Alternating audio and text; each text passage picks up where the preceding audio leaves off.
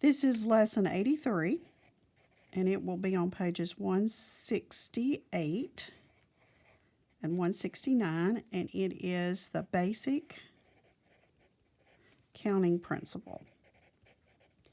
It's the beginning of probability.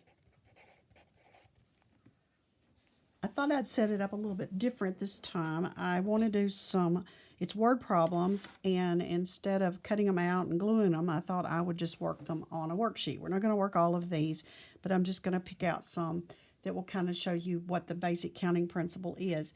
This is always shows up on the ACT. They love to give you just very basic ones, and we'll work a couple of them that have a little twist to them, but we'll start out with just the very, very basic. So I'm going to start with number 2. It says, you're looking for how many different ways, and the instructions sound very complicated. It says, find the number of possible outcomes in the sample space. What you're actually saying is how many different ways can you put these things together. So if you go in a sandwich shop and they have 4 types of sandwiches: ham, turkey, chicken, or peanut butter and jelly. And then each sandwich can be ordered with 3 different kinds of bread: white bread, multigrain bread, or rye bread. And what the basic counting principle says, if you want to know how many possibilities you have, take the number of choices, which on sandwiches I have 4, and take the number of the bread choices, which is 3, and I can multiply those together and get 12.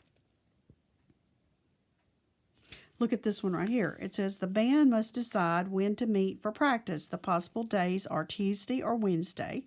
So they have 2 choices here. And then their possible times are 3, 4, or 5. So they have 2 choices of days, and they have 3 choices of times. And so they have 6 different ways. And now where those are coming from, if you were listing them, it would be Tuesday at 3. That would be one of your choices. And then Tuesday at 4, and Tuesday at 5. Now, you don't have to list this, but I'm just kind of showing you where these numbers are coming from. And then Wednesday at 3, Wednesday at 4, or Wednesday at 5. And so there's 6 different ways you can do this. With the sandwiches, you can get the ham on white. You can get the ham on multigrain. You could get the ham on rye. And so that's 3 choices. And then turkey will come 3 more ways. Chicken will come 3 more ways. And peanut butter and jelly comes 3 more ways. So that's where you get your 12. Okay, let's do this one. It says a jewelry store sells gold and platinum rings. Okay, 2 choices. Each ring is available in 5 styles. So we've got 2 kind of rings in terms of the metal. We got 5 different styles, and we have 9 different stones. And so 2 times 5 times 9 is 10 times 9, whichever way you want to multiply that, which is 90 different ways you can choose that ring. Choose a ring. Gold in style number 1, and then 1 gemstone. I mean, it just keeps multiplying and multiplying. Now, let's look at this number 12 is very similar to what we did, very similar to the band up there in number 1. The chess club must decide when and where to meet for practice. The possible days. Now, in this case, they have 4 choices of days. They have 3 choices of times, but they also have 6 classrooms as you're multiplying it. So when you multiply the 4 times 3 times 6, you get 72 different ways. You know, Monday at 3 in classroom 1, Monday at 3 in classroom 2. It's just the more choices you add, it just multiplies more numbers. Now, let's look at what happens when you're not necessarily given all the numbers that you need. Sometimes you have to look at it, how many different ways you can do something.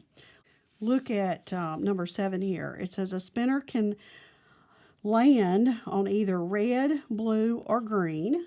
So you've got 3 choices on a little spinner, and you're going to spin it 5 times. So let's do our spinner 5 times. And then how many choices do we have for each spin? So I can spin it 3 times here, 3 times here, 3 times here, 3 times here, 3 times here. Each time I spin it, I have a choice of 3. I can either get red, blue, or green. And when you multiply those, you get 243. Let's look at number 5. Actually, let's look at number 3. A soccer player takes 2 penalty kicks in a game. So 1 penalty kick, a second penalty kick, and then each attempt can either be a goal or a miss. So the first time he kicks, it can be one of 2 choices. And the second time he kicks, it can be one of 2 choices. So you can see that it's set up a little bit, those are set up a little bit different than just describing a sandwich or describing a car or the ring, that type of thing. You're looking at what their attempts are. A basketball player attempts 8 free throws. 1, 2, 3, 4, 5, 6, 7, 8. Each attempt can be a score or a miss. So I've got 2 for each one of those. Score or miss first time, score or miss second time, as I go through all of them. And when I multiply 2 times 2 times 2 times 2 all the way across, I get 256. Okay, let's look at a spinner can land on either red or blue, and you flip a coin and then spin the spinner, okay? So we flip a coin first. Now, how many choices do we have on the coin? We have 2 choices. And then we spin the spinner, and how many choices do we have on it? 2. So 2 times 2 is 4. Number 10 says a spinner can land on red or blue. You're going to spin 7 times, and then you're going to roll a die. 1 dice. Dice is a pair of dice, so we'll just talk about 1. We have 1. So I'm going to spin a spinner 7 times. And then I'm going to roll a die 1 time. So I've got my 7, and then my die is going to be my last blank. So how many choices do I have for each spin? I have 2 here. Spin the spinner, 2 choices. Spin the spinner, 2 choices. Come all the way across. And then my die, how many choices do I have on a 6-sided die? I have 6 choices. So when I come across and multiply all these together, I end up getting 768.